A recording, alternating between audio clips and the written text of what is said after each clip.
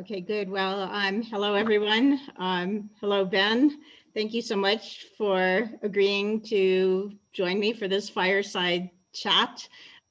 We have many things to talk about, and I think I'll just jump right in with some questions about current policy in the United States. The Federal Reserve is currently conducting monetary policy under a new framework, the Flexible Average Inflation Targeting, or FATE framework. And I was wondering if you might start by commenting on how FATE differs from standard inflation targeting as the FOMC introduced when you were chair in 2012. And your thoughts on the rationale for the change. And before I even let you start on that, I know that Vice Chair Rich Clarida actually credited your concept of temporary price level targeting with helping shape that new policy. And so I hope you can also comment on temporary price level targeting and how it's related to this regime of flexible average inflation targeting. So sure. Thank you, Debbie. Thanks, everyone, for attending. So first, flexible average inflation targeting, a simple twist of fate, as I like to call it, differs from standard inflation targeting in one really basic way. And the way to think about it is to ask the question, what happens if inflation falls below target for a time? Suppose you have a recession, for example. Under standard inflation targeting, which the Fed adopted in 2012 and which most countries, most central banks still use, what you do is you just simply try to return inflation back to the target over time, over a period of a couple of years. In contrast, under average inflation targeting, what the Fed or the other central bank would try to do is not just to go back to the target, but to overshoot the target for a time and then approach the target from above. Now, why do it this way? Well, if there were no effective lower bound on interest rates, then traditional inflation targeting would be symmetric. You'd be coming from the top or from the bottom, and on average, you would be at target, and inflation expectations would be on average at target. But the problem we've run into, and I say we, I mean most of us, many of us here, is the effective lower bound, which creates a bias. If you're unable to get sufficient stimulus at the lower bound, then you're more likely to be undershooting target than overshooting target. And over time, people may begin to expect inflation to be below target. And that can be a self-fulfilling prophecy that can make the effective lower bound even more of a constraint. So the purpose of the overshoot is basically to create inflation which is at 2% on average, and keep inflation expectations close to 2% on average, to deal with that asymmetry created by the effective lower bound. And the key there, of course, and I think something perhaps the Fed should have emphasized a bit more is inflation expectations. You have to watch inflation expectations. If they're close to 2%, then you're doing the right thing. If they're still below 2%, then you need to overshoot more and demonstrate to the public that you're really committed to 2%. So that's average inflation targeting. Now, a qualitatively similar but somewhat different approach was one that I proposed in 2017 called temporary price level targeting. And the idea was that if you were below inflation, below the target, because you were at the effective lower bound, that you would make a commitment not to begin to increase interest rates away from the lower bound until you had made up the entire shortfall. That is, until average inflation going back to the point where you hit the lower bound had reached 2%. A very similar concept. Again, the idea is to keep inflation on average close to 2%, but with the additional benefit that by promising to keep rates close to zero for a long time, you get additional impetus, additional expectational power in monetary policy. So that's a little bit different idea. Now, again, in 2017, I proposed this idea, and my original idea was to make up the entire shortfall from 2% over the period in which you were at the lower bound.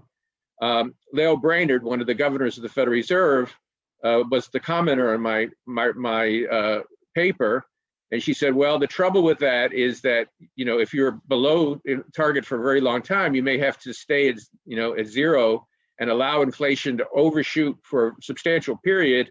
And if inflation expectations are, respond quickly, you might actually destabilize the situation. So I did some additional work with John Roberts and Michael Kiley at the Fed, where we looked at shorter look-back periods. And what we found was that if you get inflation to be 2% on average, looking back, say, only a year, that is sufficient in the FERBUS model, in the Fed standard simulation model. That's sufficient to give you pretty good results over a long period of time in stochastic simulations.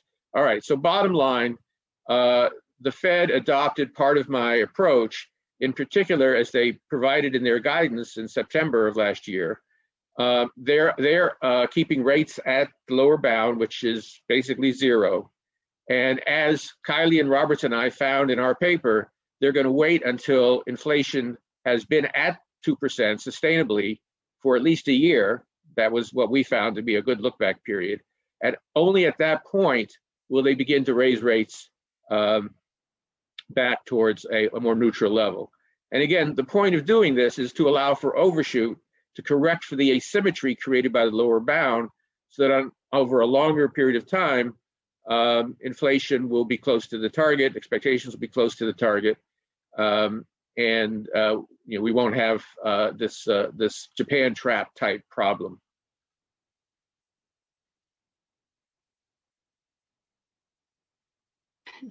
So let me just ask a quick follow-up question on that. So I know that, for instance, my colleagues on the Shadow Open Market Committee are concerned with not the problem of getting inflation up, but with the fiscal discipline after inflation does go over 2%, and whether with that flexibility, the Fed will really be committed to bringing the average back down to 2%. So I just wonder if you could comment a little bit on the whole issue of the monetary discipline, is what I meant to say, and whether this policy somehow compromises it, or whether it's as well defined as with a tighter 2% target. No, it's a good question. I would add, and when I was describing the average inflation targeting, I didn't really mention the second part of it, which is the abandonment of so-called preemptive inflation strikes.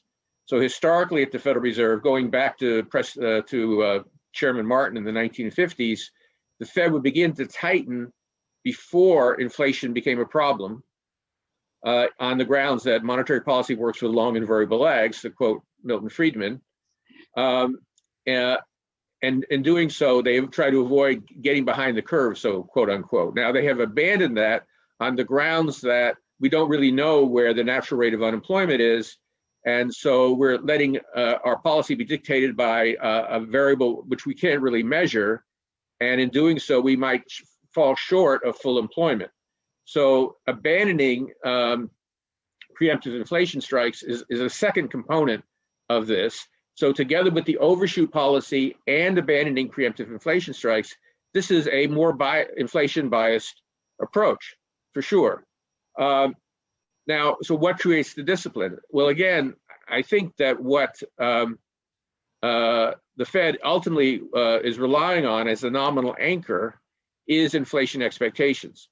So, and again, if I would have a small concern about the communication, I think that they maybe should have emphasized, they have emphasized it, but they should do even more to say, we don't have in mind exactly how long we'll overshoot or how much the overshoot will be. What we want to do is bring expectations as measured, by a variety of indicators back to 2%. And they've introduced, for example, a variable that combines 21 different indicators as a measure of inflation expectations, but they haven't relied on it enough. They only publish it quarterly, or maybe it's monthly now. But that is really the key. So if you're trying to figure out, the parts of the Fed's program which they have not laid out in detail, the thing to watch is the multiple indicators of inflation expectations. The whole purpose of this program is to anchor inflation expectations close to the target, which gives the Fed the flexibility to respond to shocks to the economy. Thank you. That's very clear. So let me turn to kind of a related issue, which is, as you know, fiscal policy is playing a bigger countercyclical role now, especially in the US. And you've done quite a lot of research on the potency of monetary policy when the effective lower bound is frequently binding. So I want to ask you about your views on monetary policy and its relevance in the future. I know you've talked about this before, but interested to hear your thoughts. Sure. So again, the critical constraint is the effective lower bound, and then the issue which was really brought to the fore by the global financial crisis and the Great Recession, and now again by the pandemic crisis, is to what extent is monetary policy still effective, even though, you know, different central banks have different views of what the effective lower bound is. The Fed basically thinks 0 is the effective lower bound, doesn't want to go negative. So the question is, you know, is monetary policy now impotent? Can it do anything? Can it help restore full employment? So what I tried to do, and this is my reference here, is my American Economic Association presidential address published last year, was I looked at, again, using the Fed's simulation model, FIRBIS, but also looking at some other literature as well. I tried to assess how much additional policy space does the so-called non-standard policy tools like quantitative easing or very explicit long horizon forward guidance, how much do these new tools add to the traditional tool of just cutting the short-term federal funds rate down to 0? And of course, there's a lot of uncertainty because we don't know exactly how powerful these tools are. There's a lot of uncertainty about the right model, et cetera, et cetera. But my best guess about the additional power granted by these new tools is the equivalent of about 3 percentage points of interest rate cuts. So the way to think about this is that the Fed currently estimates the neutral normal federal funds rate to be about 2.5 percentage points.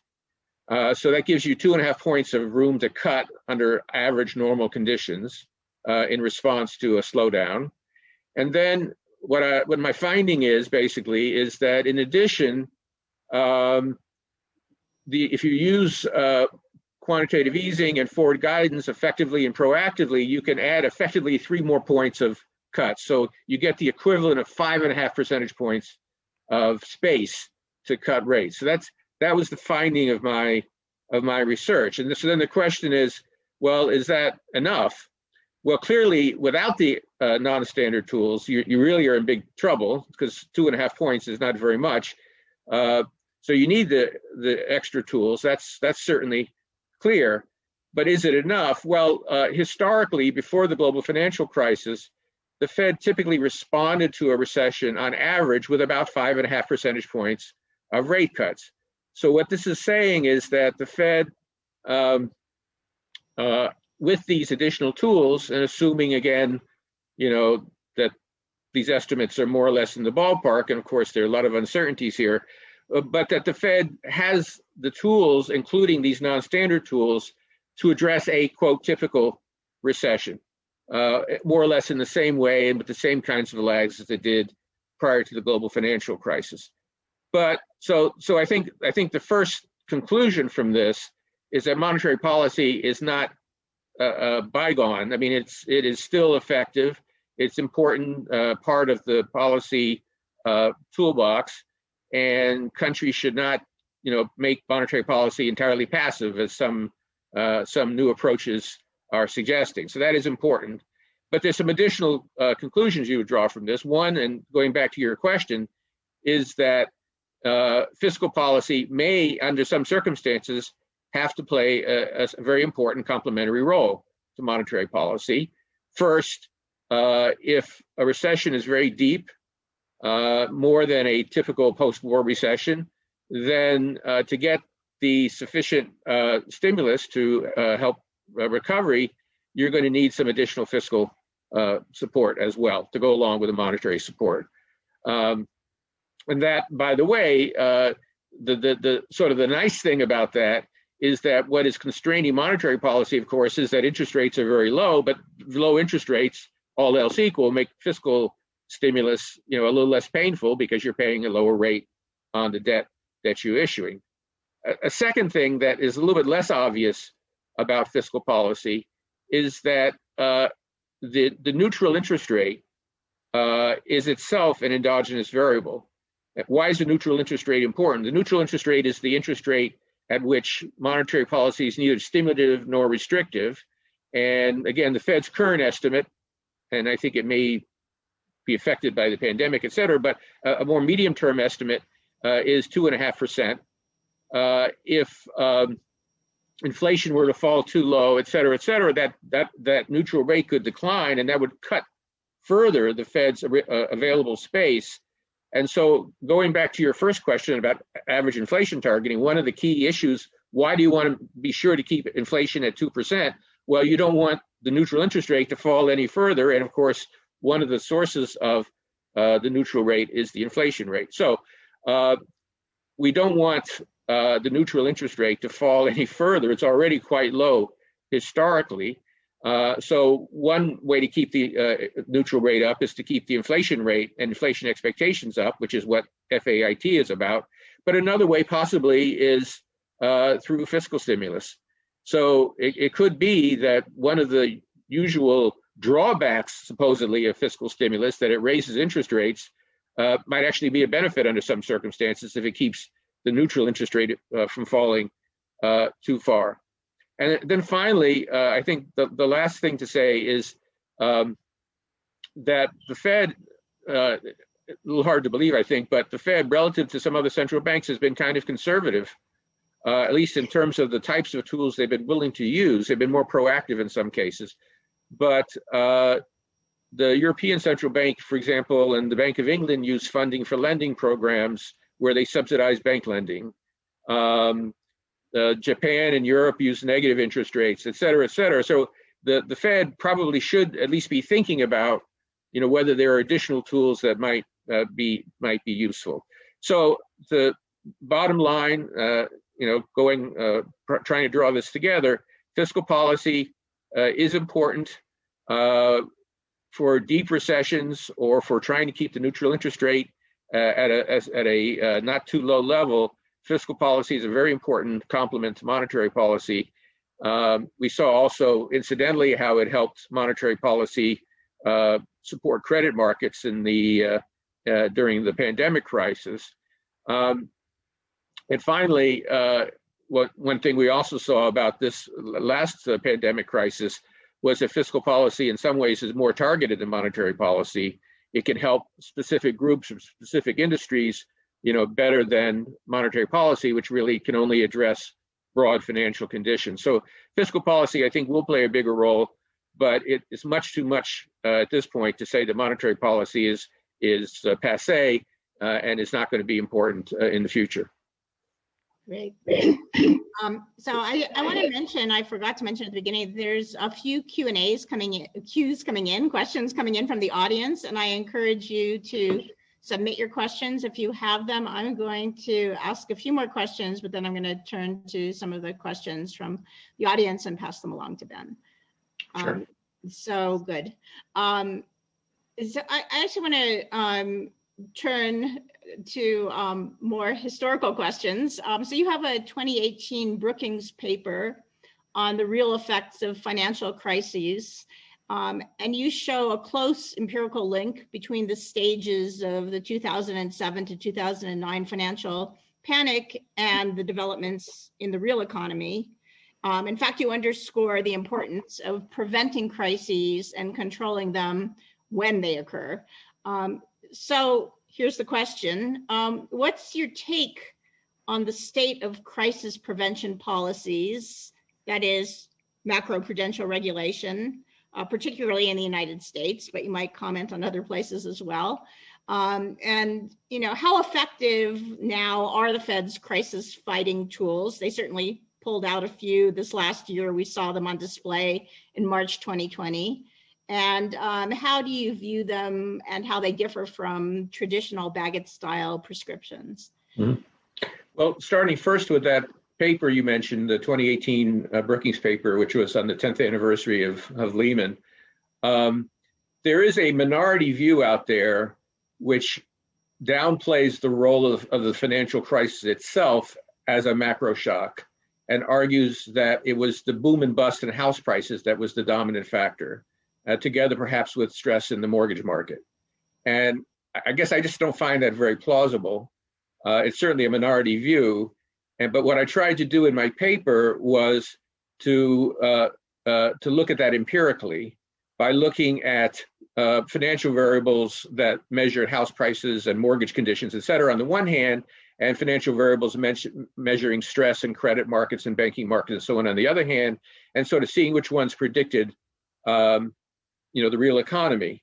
And any sort of basic knowledge of the history of this whole event, the housing markets and the subprime markets began to deteriorate in 2006, but the economy went fine, grew pretty well until 2007. And then after the Bear Stearns rescue in March of 08, it actually grew for a time over the summer of 2008. It was only after Lehman and all those things in the fall of 09 that we got this huge decline in the fourth quarter of 09 and of 08, and the first quarter of 09. So the timing obviously, looks very, very suspicious. And there are a lot of good reasons, a lot of good research about why the disruption of credit markets would have very broad-based effects on the economy. So I think that's sort of a premise that needs to be put out there, which is that if we're going to put a lot of effort into stabilizing the financial system, it's not just because we don't want to we want to avoid stress on traders. We also believe that this is important for the economy, and I do think that that's an important premise to look at. Now, a lot has been done since the crisis. We had, in particular, of course, the Dodd-Frank Act in 2010, and some things that have followed there. There's been a lot of international work, including new Basel rules, and work by the Financial Stability Board internationally. So I think there are some improvements. Let me talk about that. And my overall assessment in terms of crisis prevention is kind of a half empty, half full glass kind of story. I mean, I think on the half full side, there has been some improvement. In particular, just the simple idea that we now have a macroprudential agency, the Financial Stability Oversight Council, headed by the Treasury Secretary, supported by the Office of Financial Research, supported by the Fed, which has its own Financial Stability Division. The idea that we're looking for these kinds of risks, which we really weren't doing in a consistent and comprehensive way before the global financial crisis, I think that's a positive thing. And at least on paper, and I'll come back to this, the FSOC, the Financial Stability Oversight Council, and some of these agencies do have some authority to take action when they see problems developing. So that's the first, that we now have sort of a macroprudential framework. The second positive thing, which is very important, somewhat controversial, is the strengthening of the banking system. Most financial crises in the end involve the banking system. Our banks, we have people like Anand Madi and others who are, and Neil Kashkari in Minneapolis, who are still skeptical about whether banks are strong enough, but they certainly are much stronger, at least comparatively, than they were before the financial crisis. And so in terms of capital and liquidity, the banking system, again, which is the core of the financial system in the United States, and I think in other major countries as well, is much stronger. A third positive development is the resolution regime. A big part of the Dodd-Frank Act is about the so-called orderly liquidation authority, which is basically gives the government tools to address the next Lehman. That is, next time a major financial firm is close to failure. There are some tools, again, controversies about whether they're enough or whether they would work in a broad-based crisis, et cetera, but certainly much more there than there was in September of 2008. So I think that's a positive development. And then finally, the shadow banking sector, where a lot of the problems were, and we saw a lot of problems last year as well, I think is at least marginally stronger than it was. Just one small fact, actually not so small, there were, in the global financial crisis, there were 5 large investment banks, Lehman, Bear Stearns, Merrill Lynch, Goldman Sachs, and Morgan Stanley, all of whom were essentially unregulated, at least from a safety and soundness perspective, all of whom which created major problems for credit markets because of the instability and the concerns. Those are all now either gone, acquired, or have been converted to bank holding companies, and therefore are under the oversight of the Fed. So there's been a lot of improvement. So I could talk more about this, but there has been improvement. But I would also have to say, and we'll talk maybe about my book, but I write about this in my book. I think there's still some very important gaps in our macroprudential framework. Just to list a few of the most important ones, the FSOC, the Financial Stability Oversight Council, which is a council of regulators, which is supposed to look out for financial instability risks, has become, partly because its powers were not adequately defended, has become pretty toothless. There are, for example, currently no firms that are, quote, designated as financially systemic and therefore subject to Fed oversight. There also is very little ability of the FSOC to compel its constituent members to take actions that would strengthen the system. So, for example, the FSOC worked really hard to try to get the SEC to take stronger action on money market mutual funds. They did some things, but it was known in advance that it was not adequate. And we saw March of 2020, we saw once again runs on money market mutual funds. So there are some clear weaknesses in our governance and our oversight and our coordination, of the financial system. We don't have a lot of tools to deal with housing or mortgage problems. A lot of countries, including big ones like UK and Canada and others, and Asian countries, can vary down payments. They can vary capital requirements on mortgages and do a variety of things when housing prices or mortgage conditions appear to be out of control. We don't have really the same. We have some tools, but nothing in the same level. But I think the most important thing, and I want to just mention again, is the shadow banking system. Very broadly speaking, the banking system has got 4 or 5 regulators, all of in the United States, all of whom are focused on the safety and soundness of that system. The rest of this financial system is basically overseen by the SEC and the CFTC and maybe a few other agencies who do not have these other agencies do not have a financial stability mandate. They have no requirement to try to ensure that these other types of securitizations, for example, don't create a threat to the stability of the overall system. So I think that there's still a lot to be done in trying to get the shadow banking system under better control, and we saw this.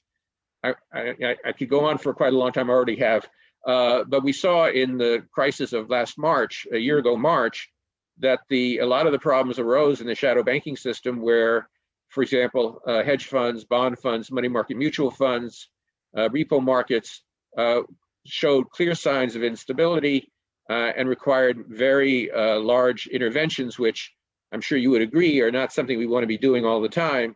And that is still, I think, the weakest part of our macroprudential system. A word on the Fed's tools. I was kind of concerned about Dodd-Frank, because Dodd-Frank did a number of things to weaken the tools that we had, for example, by putting tougher conditions on 13.3 lending and making the Treasury Secretary one of the decision makers, et cetera. I think the Fed, however, in the pandemic crisis has shown that it is pretty creative, and particularly when Congress is willing to support it, for example, as it did in the CARES Act, it has a lot of tools that it can use. And the issue really is not, does the Fed have enough tools, but can we strengthen the system in a way that those tools don't have to be used quite so often. And I think that's the real challenge. So a lot of progress, but a lot of things also that have not been done, and those risks are still out there. And I guess I will advertise that the Brookings just put out a lengthy position paper on macroprudential policy by Don Cohn, my former vice chair, and Glenn Hubbard, former dean of the Columbia Business School, which is available and gives, I think, a number of suggestions that address the things that I was just talking about. Good. So I want to ask you about one more thing before I start going through some of the very good questions that have been coming in now. I know that you have a new book in press. I had the privilege of reading a little bit of it beforehand on the history and future of central banking in the United States. I just wonder if you want to give the bigger audience a bit of a preview of that book. Sure. And anyone attending this, when the book comes out, and it probably won't be until early next year, I will be happy to send complimentary copies. So just send me an email, and I would like to. I wrote this book because I want people to read it. I want people to think about it. But the title of the book is 21st Century Monetary Policy: The Federal Reserve from the Great Inflation to the Pandemic. It's a combination of history, looking at how the Fed has evolved, going back to the Fed Treasury Accord of 1951, which freed the Fed to use discretionary monetary policy through the Great Inflation of Burns and Volcker, through the Greenspan era, through the global financial crisis, and up to today, and how things have evolved. And I think if there's a sort of a motivation of the book, it is the remarkable change in the set of tools and approaches that the Fed, say the Powell Fed, uses, that the Greenspan Fed would never have even thought about, or certainly would not have seriously considered. And just to give you some suggestions, some indications, on the monetary side, for example, of course, we have quantitative easing now in large amounts. We have very explicit long horizon forward guidance. We have an extensive summary of economic projections, which includes things like estimates of the neutral rate and the natural rate of unemployment. We have an inflation target. We have a average inflation targeting regime. We have a summary of economic projections, which provides estimates of where the interest rates might go in the future. So there's the preemptive strikes strategy has been abandoned. So there's been enormous change. That's the monetary side. And then on the financial stability side, you have not just traditional budget style lending to banks through the discount window, but there's lending to other financial institutions through 13.3 lending, for example. Even in the last crisis last year, the Fed extended the primary dealer credit facility. It did very large currency swaps with other major central banks, essentially becoming lender of last resort to the world. It, of course, as you know, the CARES Act allowed it to become a lender of last resort to non-financial firms, including corporations and small, medium-sized businesses, et cetera. It has become a buyer of last resort, buying trillions of dollars of treasuries and agency securities in March of 2020 in order to try to stabilize those markets. Now, you may or may not think these are good things. Again, I certainly would say that it's not a good thing that this had to be done, or that the Fed thought they had to be done. But clearly, this is just part of a long list of things that the Fed now does or can consider, which would not have been, really, on the radar screen of a Volcker or a Greenspan, or maybe an early Bernanke even. And that has really changed, what the Fed does and how the Fed interacts with the financial system. And interestingly, why has this happened? So the book is, why has this happened? You would think, well, maybe there've been changes in economic theories. That really isn't it. That the changes in how we think in our empirical and theoretical work have mostly come from these changes rather than cause these changes. Secondly, you might think, well, maybe the Fed has been given a whole new set of tools and legislative authorities, and that's not it either. If anything, the Fed's tools have been slightly restricted over the last few years. The main exception being the CARES Act, which gave the Fed the ability to make those loans in March 2020. So what's caused these changes? And my argument in my book is that historically, there have been three major changes in the economy itself. And as the Fed has tried to grapple with them, that's what has caused these changes in the tools and approaches. And just briefly, the three changes are, first of all, the dynamics of inflation. You know, the early part of the book is about the great inflation and about unstable inflation expectations. We now have very low and stable inflation. We have also apparently a much lower natural rate of unemployment based on what we've seen in recent years. And that has changed the way the Fed operates. It's gotten, for example, the Fed has eliminated the preemptive inflation strike and it's become more aggressive. Many people here will not remember, but Alan Blinder, my colleague at Princeton, who was vice chair of the Fed some years ago, got in great trouble at Jackson Hole for sort of arguing that the Fed ought to pay more attention to its employment mandate. Now, if anything, you know, as your earlier question suggested, we have to make sure that both sides of the mandate are being adequately accepted. The second major change is the decline in the neutral interest rate.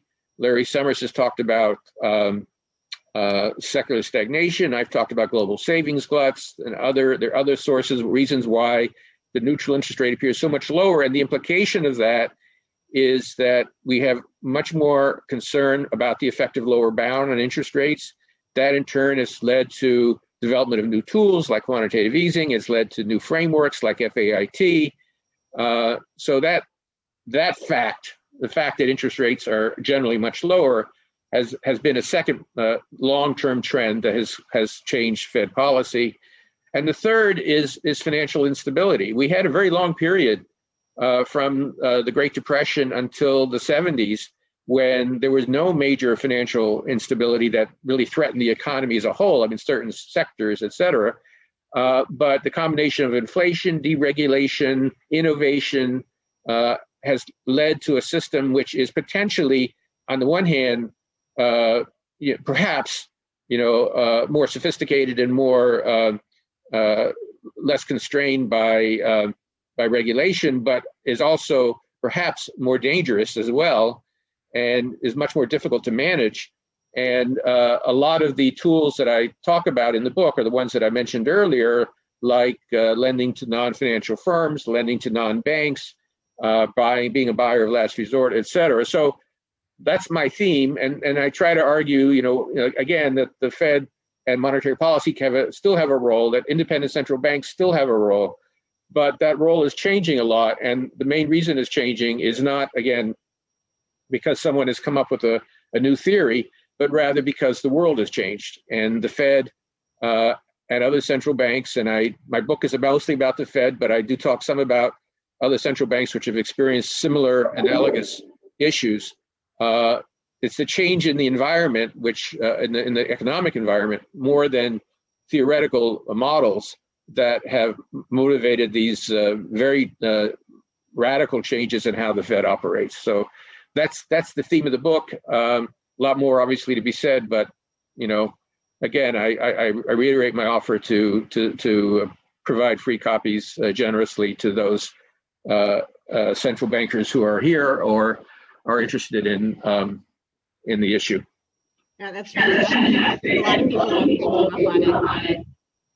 I want to turn now to some of the questions that have come in.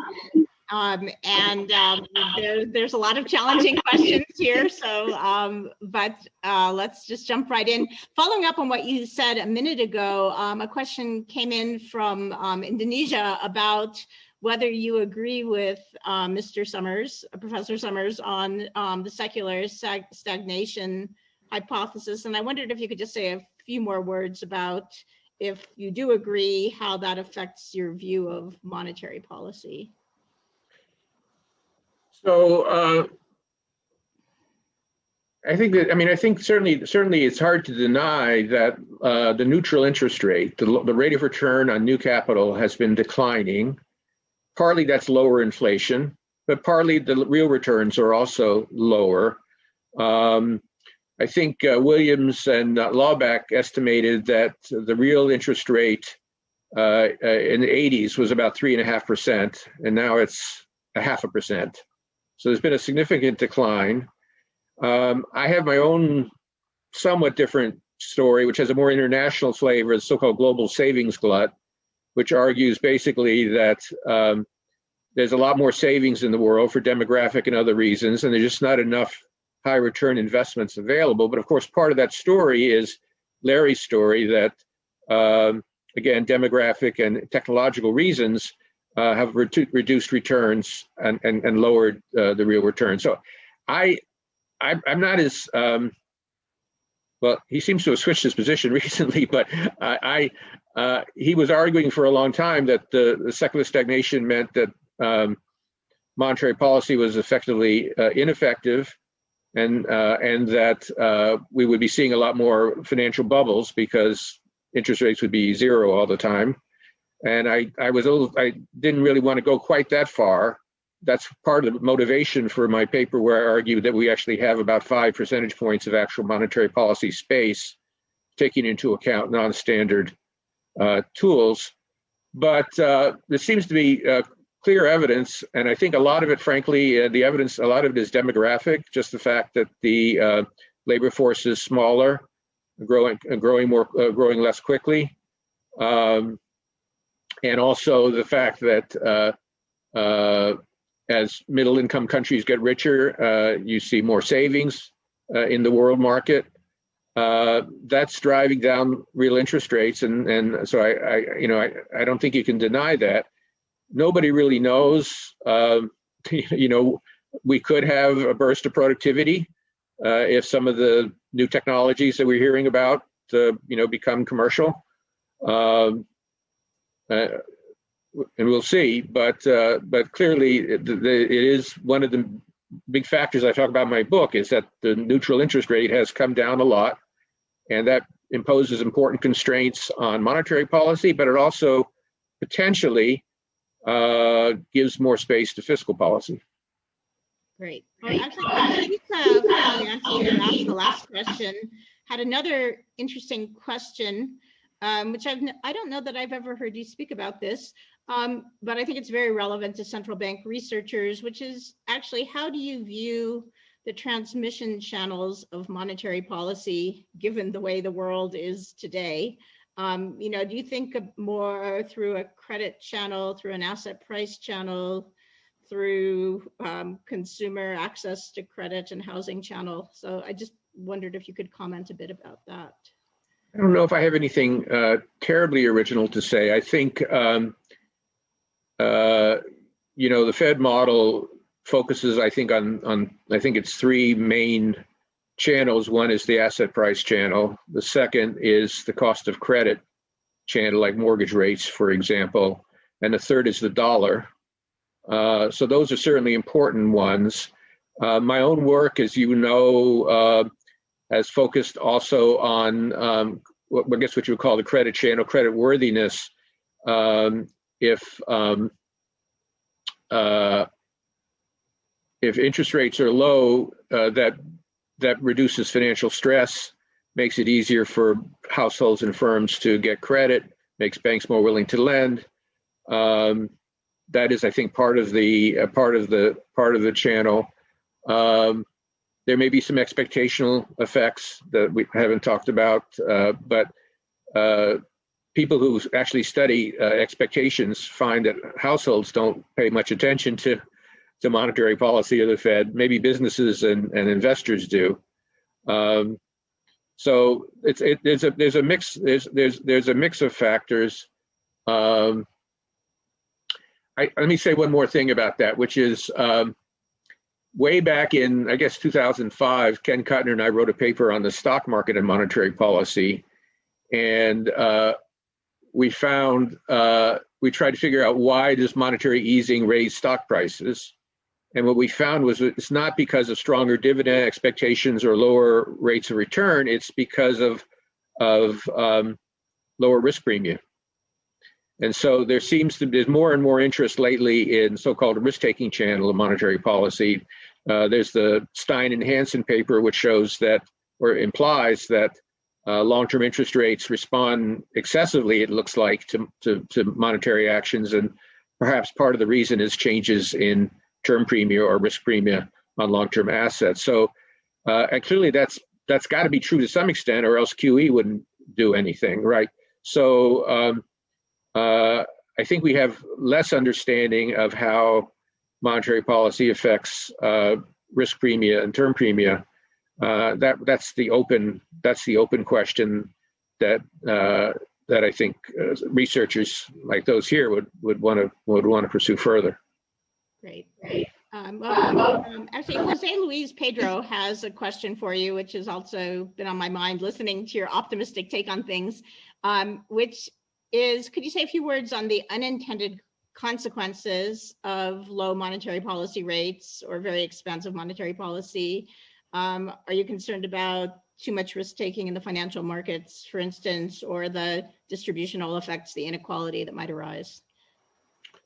So starting with inequality, I'm very skeptical of the inequality argument. It is true that low interest rates can increase wealth inequality to some extent because of their effect on stock prices, et cetera, although they also affect house prices and so on, which are much broadly held than stocks.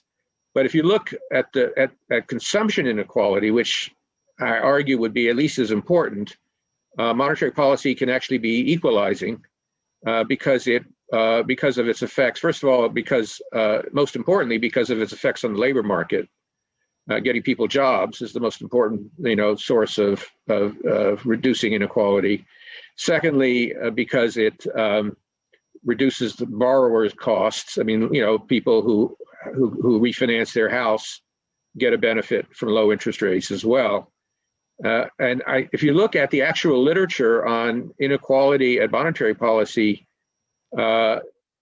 certainly, maybe even from the wealth side, but certainly from the consumption side, low interest rates are actually close to neutral or even beneficial in terms of inequality. So I think that's a weak argument. And the evidence I would offer here, besides the academic evidence, is if you look at the left-leaning groups like Fed Up, who are supposedly supportive of workers and lower income people, they are very strongly supportive of aggressive Fed action, monetary policy, low interest rates, and the like. So I think this is a very open question at the least, and I think that the Fed is emphasizing currently the benefits of a hot labor market, which are not just temporary but could have hysteretic effects that last for longer periods of time. So I'm pretty skeptical about that argument. On financial stability, that's a tough one. I think that volatility in asset markets is itself not necessarily that dangerous to the macroeconomy. We saw, the classic examples of the 1987 stock market crash, where markets fell 23% in one day, and the economy had, no response, essentially. The dangerous situations are credit booms and busts. And there's a lot of evidence, historical evidence from Jordan, Schulerek, and Taylor and others that show that the most dangerous situations, and like the global financial crisis, are when there is a credit boom followed by a credit bust, which then creates instability in the core financial institutions, which creates a financial panic, and that's the most dangerous situation. And I guess investors are very concerned about the equity markets. Equity markets are important, but they don't have, I don't think, major macroeconomic implications. I think the most important macroeconomic implications are in the banking system and in the shadow banking system, where there's the potential for panic um, a maturity transformation that can lead to collapse of credit extension. I don't see that as a major problem right now. I think there are, but I would, again, going back to my earlier answer, I think it would be better if we were, if I was, instead of guessing, if I had more concrete analysis of that, and if we were doing more to evaluate those risks. For what it's worth, the Fed evidently does not consider this to be a major consideration in their policy. It is, I think, the way they explain it in their policy principles is that financial stability is just one factor considered, in assessing the balance of risks, which essentially means that if everything else is equal, the financial stability consideration would have could be the tipping factor, but the Fed is not going to tighten policy now prior to meeting their macro goals because of concerns about financial stability. That really needs to be addressed primarily by regulatory and macroprudential tools. Interesting. Well, we're almost out of time, and I'm sorry to the people whose questions I can't get to, but I think I'm going to try to get in one or two more. So Banda Amati notes that home price inflation has outpaced other types of inflation in this past year, possibly because of lower rates. And wondering if you can comment on the implications of that for home ownership and the economy and monetary policy. But I think I want to broaden that question to say that inflation is a complicated number, and how it's measured is, a complicated decision. So maybe you could comment on the relative components in inflation and maybe how you think about the importance of them for how you think about where monetary policy should go. Well, in housing, following up on my previous answer, I think that higher house prices per se, within a certain reason, are not that dangerous. I think a lot of what's happening it has to do with fundamentals, such as the fact that people have found out that they can live in the suburbs rather than in center city, and still work in center city effectively, as we're doing now. So there are a number of factors that have, caused house prices to rise, and at the same time, house building has been constrained by the pandemic. I would imagine that house prices will moderate over time as interest rates rise and as conditions generally normalize. Now, in terms of inflation generally, it's true that rents are a big part of the inflation measure. If you asked me, do I think that is the current inflation we're seeing transitory or permanent, I would say it seems like it's mostly transitory. Most of the things that that have caused inflation to pop, like used car prices, for example, or even commodity prices, which are level changes rather than continuous growth changes, look like they're going to moderate over time. But one place where you could see a more sustained inflation pressure could be rents, because the house prices will, of course, rents are sticky, but they will eventually adjust to the level of supply and demand for housing.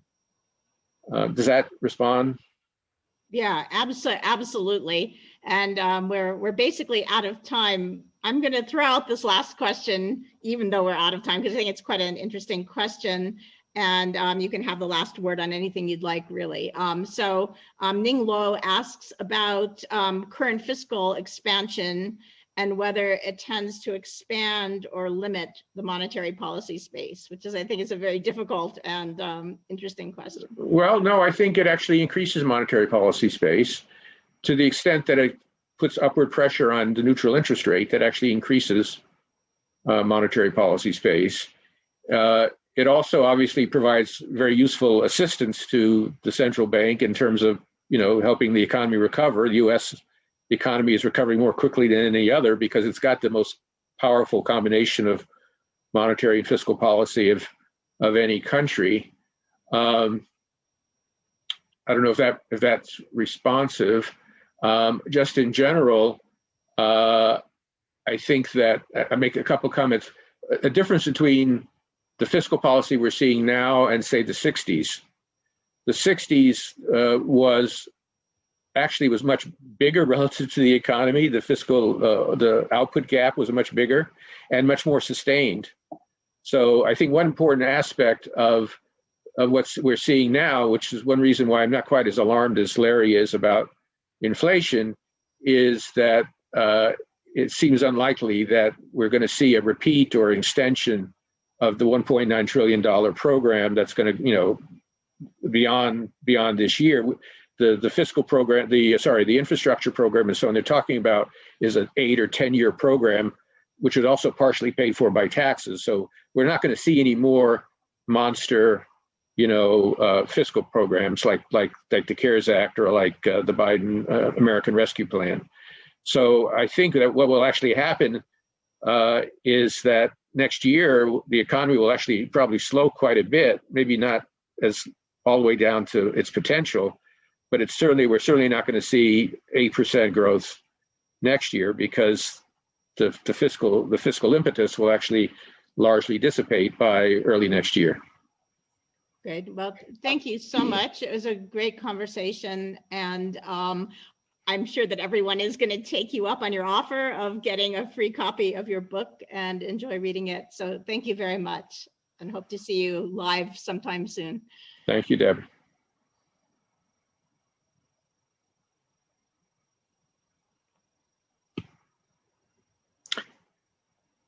Okay.